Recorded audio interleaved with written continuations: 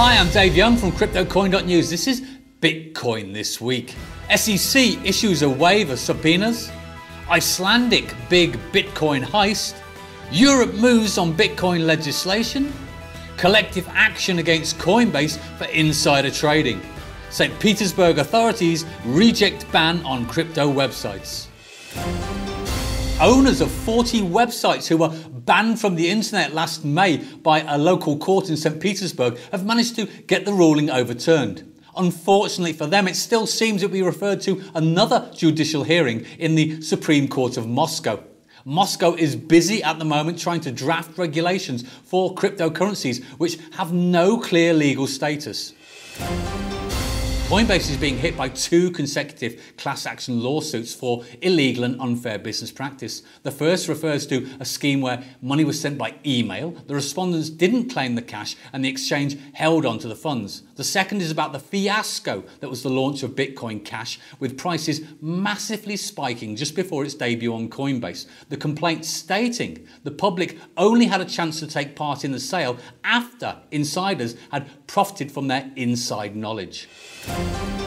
In a confusing week for cryptocurrencies in Europe, firstly, Germany legislated that Bitcoin and other cryptocurrencies would be treated as a legal tender, a currency from a taxation point of view, thus avoiding the nightmare that if you purchased Bitcoin for a cup of coffee and the value went up, there would be a tax occurrence. Then Belgium went the other way, saying they would be hunting crypto traders, looking to hit them with a 33% capital gains tax, and they were starting cases against 3 traders already. But they did admit it was very difficult for them to penetrate foreign exchanges and they had a lot of work still to do.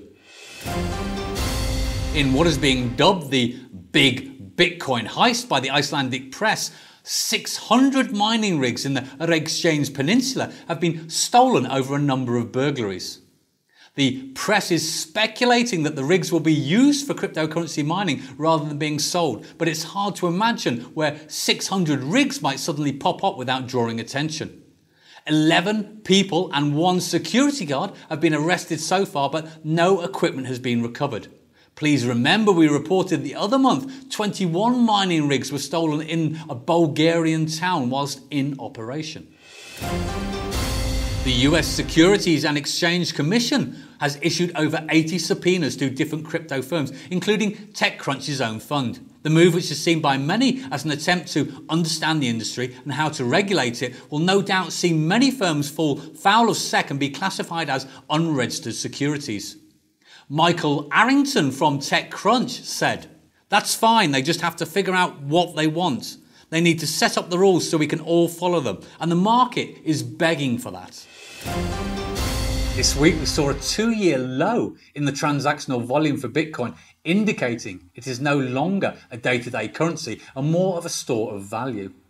Bitcoin's dominance on the market has grown to 40% and is rising, and many see this as a point where people move their money from altcoins across to Bitcoin, so expect to see a drain on the market. The price held steady for the first part of the week, and there was some healthy growth on the second part, taking it all the way up to about 11,600. Today we're seeing a bit of a drop, more volatility, dropping down by $500 in the day. I'm Dave Young from CryptoCoin.News. This was Bitcoin this week. Stay current, stay valid, stay tuned, stay out of the red.